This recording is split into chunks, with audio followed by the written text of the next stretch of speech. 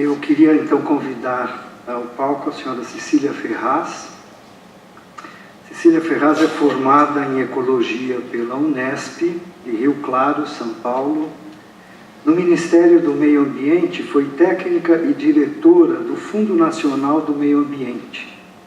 E no IBAMA, coordenadora dos projetos internacionais e diretora de ecossistemas nas áreas das unidades de conservação do país. Por favor.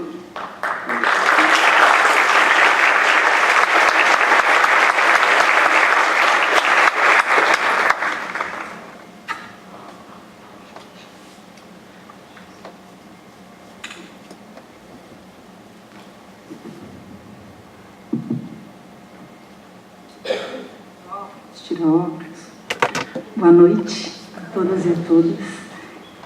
Antes de mais nada, eu gostaria de agradecer imensamente a você, Lia Dinsky, pelo convite e pela oportunidade de estar aqui. Desde que a Lia me convidou para estar aqui, esse assunto vem reverberando em mim. Então, não só pela oportunidade de estar aqui conversando com vocês, acompanhada do Chico e do Jorge, mas especialmente assim por todas as reverberações que nessas últimas semanas têm acontecido dentro de mim. Então, Lia, te agradeço imensamente o convite. E Chico, muito obrigada pela sua fala, por todos os ganchos e já o preparo do terreno, porque eu venho falar desse lugar da ação cidadã. Quando a Lia me convidou, a gente estava numa conversa exatamente sobre um trabalho no Pará e os dilemas e dúvidas que eu compartilhava com a Lia sobre enfrentar ou aceitar e todos esses questionamentos. E a gente estava falando disso e de repente a Lia falou assim, mas isso é objeção de consciência, isso é a reflexão. E a partir dessa conversa e por causa dessa conversa que eu estou aqui. Eu venho da área ambiental, eu sou ecóloga, como o Fernando disse, quer dizer, eu passei bastante tempo no governo federal, comecei a minha vida profissional, depois que eu fiz ecologia em Rio Claro, eu comecei na Prefeitura Municipal de Bauru, minha terra natal, onde minha família sempre morou. E de lá fui para Brasília, fui técnica e diretora do Fundo Nacional do Meio Ambiente. E o que me levou a ir para essa vida, quer dizer, quando eu terminei o curso de Ecologia, foi conhecer o Brasil. Porque eu lembro que vários amigos iam continuar na academia e, recém-formada no único curso de Ecologia do país, eu falei, bom, mas e aí? O que eu tenho que fazer? O que eu preciso fazer? O que o país precisa? E aí foi o que me levou para toda uma trajetória.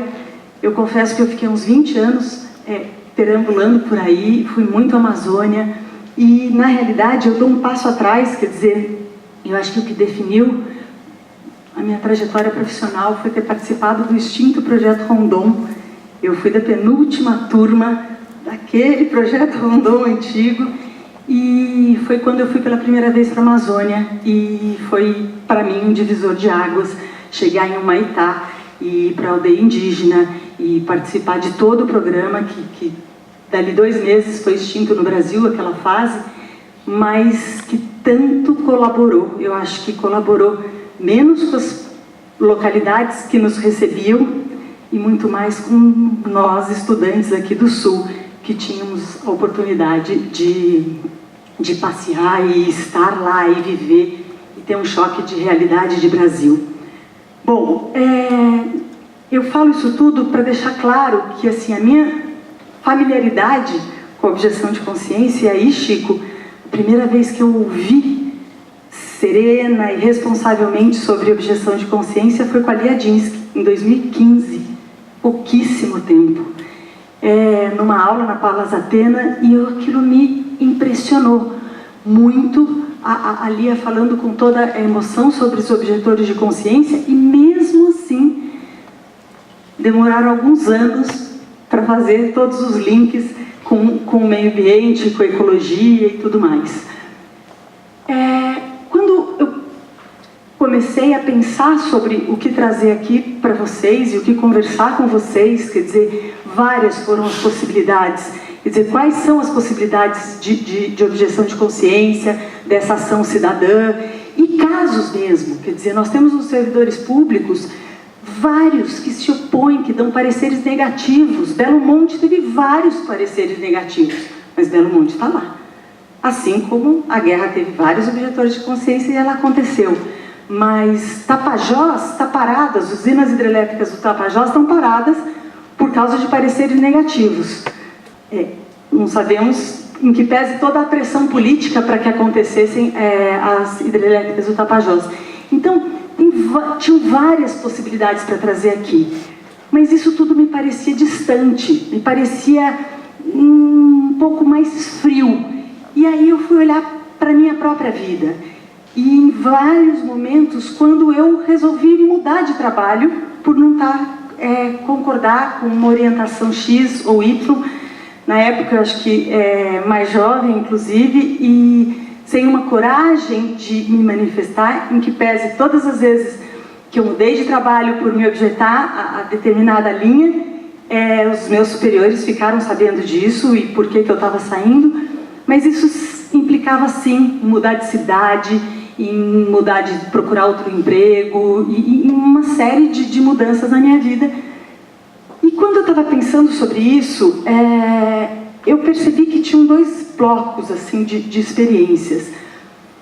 Um bloco eram de decisões mais solitárias, onde eu tomei a decisão, em que pese acreditar sim que a objeção de consciência vem do fórum íntimo e do indivíduo, mas tiveram algumas situações mais recentes onde o grupo que eu trabalhava, o grupo conversou e nós dissemos não para alguns trabalhos, que os processos não nos agradavam. E pensando para vir para cá, eu percebia isso, quer dizer, eu tinha na minha vida, eu tenho na minha vida e na minha experiência essas duas lembranças de decisões mais solitárias e mais sofridas, e de decisões em parceria, que me trazem mais conforto. E a partir daí é que, lendo também os textos e as provocações do Chico, quer dizer, vamos conversar mais sobre isso, vamos, assim, estabelecer essa rede, trazer dos indivíduos para o coletivo, despertar a objeção de consciência como uma possibilidade de ação entre nós, porque dentro de cada um, muita gente já traz isso no dia a dia, a objeção nossa de cada dia. Mas o entre nós, vamos conversar mais sobre isso. E para isso, eu achei por bem, quer dizer, eu não estava satisfeita em olhar só para a minha experiência, e aí eu fui convidar alguns amigos. E eu fiz uma rápida pesquisa, e eu enviei e-mail para 15 amigos. Amigos que trabalham em Brasília, amigos que hoje estão fora do país fazendo mestrado, na faixa entre 35 e 40 anos a uns 75 anos, e pessoas que já ocuparam posições estratégicas, poder de decisão e tudo mais, para saber, quer dizer, eu tinha várias dúvidas, fui pesquisar muito nessas semanas, e na área ambiental não se fala disso, Chico. Não se fala, em que pese a gente falar de consumo e tudo mais, fala-se muito pouco dessa possibilidade como uma ação cidadã e tudo mais. Bom, das 15 pessoas que eu encaminhei e-mail, 11 me responderam, e outras duas disseram, nossa, que tema incrível, estou sem tempo, vou tentar e tudo mais. Então, só 2 pessoas que deixaram de responder ao meu e-mail, ao convite e tudo mais. E foram 3 perguntas que eu fiz. A primeira foi assim, o que vem ao pensamento quando eu trazia a eles o tema objeção de consciência? 11 dos 13 que me responderam, trouxeram um grande estranhamento. Você me pegou de surpresa, Nossa, que difícil! Nunca ouvi falar desse conceito. Que tema raro e, ao mesmo tempo, tão necessário. Levei um tempo para fazer o link com a minha vida, mas tem tudo a ver. Somente 2 dos que me responderam sabiam do que se tratava. Então, Chico, não é assim tão conhecido. São pessoas absolutamente atuantes, militantes, fazendo coisas incríveis por esse país e simplesmente desconhecem. E até sendo, sim, objetores de consciência na sua trajetória, mas sem apropriação do termo, né? Mas desses 2 que conheciam o termo, um deles é um amigo, CEO de uma empresa, ele me respondeu: Cecília, há 50 anos eu não penso no tema na objeção de consciência. Esse meu amigo é um cidadão americano e em 67, na Guerra do Vietnã, ele estava já no Brasil e ele foi convocado para a guerra. E eu não sabia disso, fazia ideia disso, e ele pensou em ser um objetor de consciência, só que por ele estar fora dos Estados Unidos, ele foi dispensado. Mas ele me respondeu assim, que para ele era difícil pensar e ele estava corrido, mas ele falou: exige muita coragem, que eu nem sei se eu teria, exige firmeza na convicção, e ele chamou de um certo desapego das consequências, porque tantos jovens foram presos e tudo mais. Então, eu quero contar um pouquinho disso, quer dizer, dessas pessoas que prontamente aí responderam ao meu chamado. E quando essas pessoas que não sabiam e foram pesquisar, quer dizer, foram assim se encantando com o tema. O meu amigo Fernando de Brasília mandou um áudio de 30 minutos para mim, ele estava sem tempo de escrever, mas as formas como essas pessoas chegaram foram muito variadas, mas pessoas que se encantaram, e todas elas disseram: vamos conversar mais sobre isso. A rede, Chico, está aí, ela tem que ser provocada, as rodas de conversa têm que acontecer, porque as pessoas, assim, e eu comentava, né, eu falei: olha, desde que a Lia me convidou, parece que isso gruda assim, porque fico pensando dia e noite, diariamente e tal, e essas pessoas também disseram a mesma coisa, quer dizer, que tem passado a olhar a própria experiência de um outro lugar. Então, a partir dessas pesquisas, quer dizer, o que essas pessoas diziam, né, que vem sobre objeção de consciência, então, é a conduta a partir dos valores e ética, o que fazemos ou não a partir da consciência, sobre dilemas profissionais. O Joaquim, que está terminando o mestrado na Alemanha nesse momento, disse o seguinte: a questão é acreditar. Acreditar na mudança leva à motivação. Deixar de acreditar leva à objeção de consciência. Em tempos de crise, isso foi o Tiago, que hoje está morando na Amazônia, ele me disse: em tempos de crise, temos menos gente resistindo, se opondo aos processos de dominação. A individuação nos cegou e a percepção do coletivo. A individuação nos cegou a percepção do coletivo.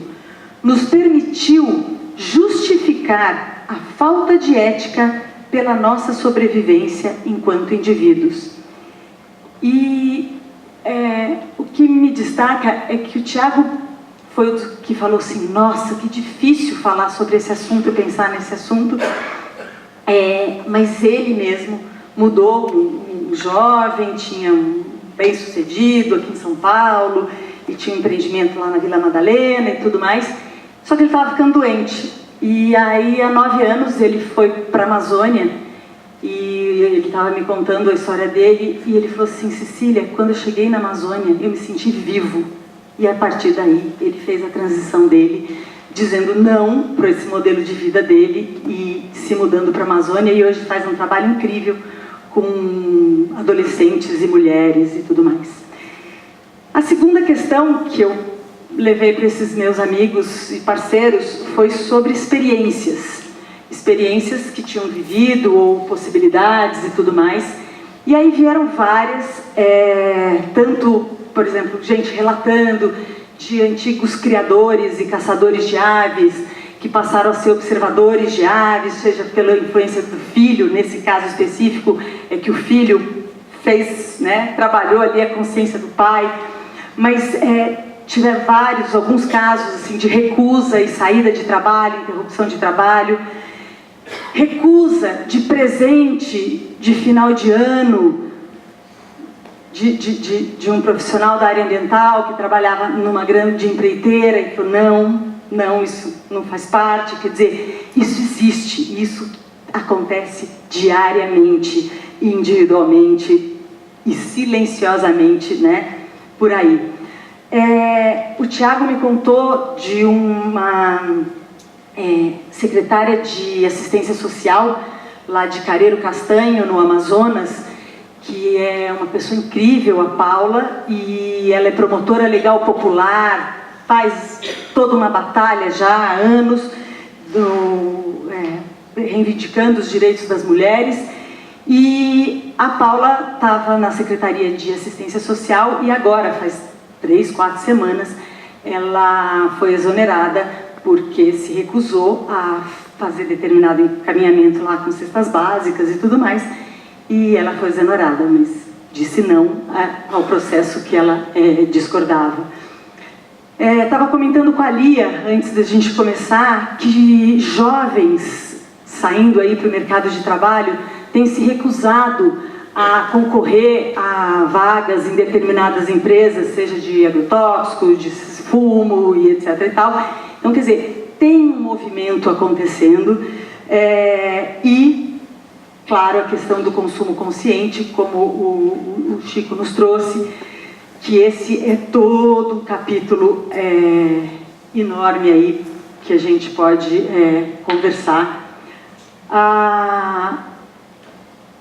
Eu estava resgatando aí alguns dados e a questão do consumo, que algumas pessoas me trouxeram isso, para fazer uma camiseta de algodão simples e básica, vão 2.500 litros de água. Uma calça jeans leva 10.000 litros de água. E assim, nós temos muitos e muitos casos, os plásticos e tudo mais. Então, para que a gente pense um pouco nesses temas. E a última questão que eu perguntei para essas pessoas foi quais os sentimentos que as pessoas percebiam ou que viam envolvidos na questão da objeção de consciência. Uma coisa que chamou a atenção foi a questão dos limites. As pessoas, quando falavam, algumas das pessoas eu falei por telefone e tal, quando iam falar dos limites, das linhas, o que separa entre o fazer e o não fazer, a voz se contorcia, assim, parecia, porque são momentos delicados, né? Então esse sentimento de aperto, de solidão. E aí me trouxeram indignação, dúvida, medo, impotência e raiva, culpa, coragem, firmeza e convicção, desprezo pelas consequências, como eu já tinha comentado, e liberdade. Viver em alinhamento com a consciência é libertador. E aí, com base em tudo isso que eu recebi, todos esses presentes e contribuições, e como eu disse no início, todas as pessoas disseram, muito importante, vamos falar mais sobre isso. E aí, Chico, conversadeira, como eu sou, filha de uma italiana que está aqui presente, que me deixa muito feliz, sim, a minha proposta, né, Lia, é fazer sim rodas de conversa. Vamos conversar mais sobre isso, vamos conversar sobre o assunto, né? Então, não só pela minha índole e natureza, mas pela unanimidade das pessoas com quem eu conversei, quer dizer, sim, vamos conversar mais. E do meu ponto de vista, quer dizer, tem um movimento aí, que é do individual para o coletivo. Do individual, começando mesmo, né, comigo, quer dizer, relembrando que eu faço parte desse planeta, eu faço parte do planeta, então eu preciso cuidar dele também. Eu não sou um ser deslocado, ou os seres humanos, né, nós não somos deslocados desse planeta como esse ser racional aí, que destrói tanto. Depois do eu faço parte, quer dizer, um outro momento ainda individual, que eu imagino, é o eu me importo. E aí começar a fazer as perguntas. De onde vem o material que produz a minha roupa? Quanto custa ambientalmente determinados produtos e tudo mais? E a partir desse movimento e dessa apropriação individual, aí sim, muitas rodas de conversa e vamos para o despertar do coletivo, porque juntos somos muito mais. Muito obrigada.